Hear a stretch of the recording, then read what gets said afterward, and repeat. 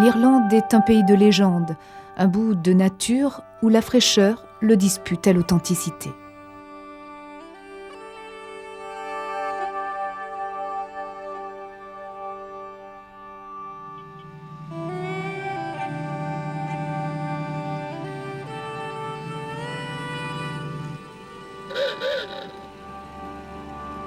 Une terre faite de rocs et de landes, usée par le temps, battue par les vents.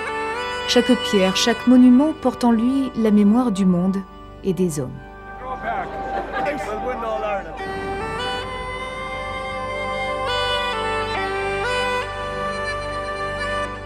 C'est pour cela que le Club de l'Auto a choisi de se ressourcer ici, tout au long de ce qu'il a baptisé la route du Tweed.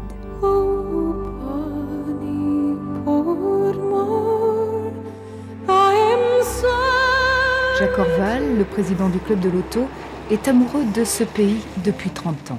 Ayant connu l'Auvergne par le Paris-Vichy, je pense que c'est une bonne définition que de dire que l'Irlande, au moins dans certaines de ses régions, c'est l'Auvergne avec la mer battant ses pieds.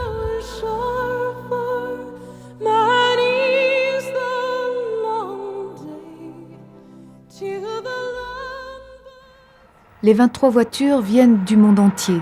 Par leur gabarit imposant, certains modèles semblent plus taillés pour les boulevards parisiens que pour le revêtement capricieux des chemins du Connemara. Une Hispano Suiza, 1927, 6 litres de cylindrée, 6 cylindres, qui marche à 120 à l'heure. C'est un coupé-chauffeur. Et c'est une voiture qu'on ne conduit pas, on la corrige. Elle va toute seule. 2 tonnes et demie à vide, il faut la tenir. Elle a son caractère, elle fait un petit peu de chimie, mais on fait avec. L'Irlande s'accommode de ses paradoxes. Terre millénaire, elle sait s'ouvrir à qui prend le temps de la découvrir sans la brutaliser. Mystérieuse, elle ne livre son secret qu'à celui qui sait l'écouter chanter. Lorsque le vent souffle sur Camelot, le royaume du roi Arthur, c'est la fée Morgane qui nous murmure sa complainte. Il y a beaucoup de choses à voir.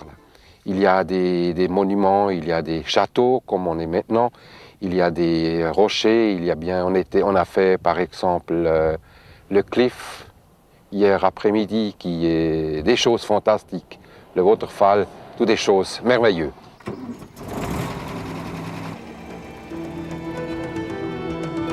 Sur cette route du Tweed, les 23 voitures d'avant 1960 sont venues goûter aux joies des petites routes étroites.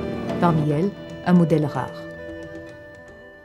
C'est une AC de 1937, qui est un modèle assez rare parce que, d'une part, la production d'AC était une production très limitée, environ 100 voitures par an, et d'autre part parce que c'est un châssis court de compétition pour avant-guerre qui s'est illustré dans des rallyes.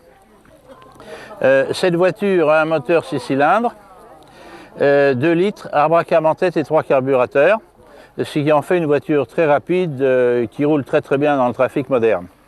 Alors, je vous fais la démonstration de l'essuie-glace, qui est absolument nécessaire quand on roule décapoté avec un climat normal irlandais.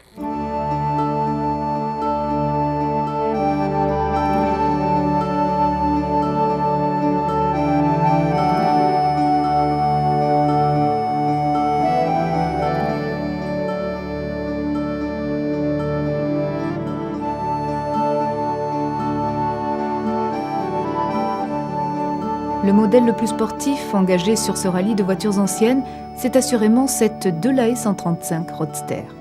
C'est un modèle 135 dans une configuration course avec des ailes, c'est-à-dire le modèle qui courait les 24 heures du Mans ou les 1000 milles. Autrement, elle n'était pas équipée avec des ailes pour la piste, comme le circuit de Pau, le circuit d'Albi, etc. C'est un moteur de 3 litres 5 de cylindrée, 6 cylindres en ligne, 3 carburateurs. C'est une voiture qui développe à peu près 150 chevaux, consomme grosso modo 20 à 22 litres au 100 et qui a une performance de l'ordre de 180 à 200 km/h. Ce modèle est, comme vous l'avez vu, assez étroit, donc la difficulté c'est de trouver la femme appropriée à la taille du pilote. Les Irlandais cultivent l'hospitalité comme une tradition et un devoir. C'est dans les pubs qu'elle s'exprime le mieux devant un verre de Guinness. Au son des musiques traditionnelles, c'est encore l'authenticité de ce pays qui rayonne sur les visages.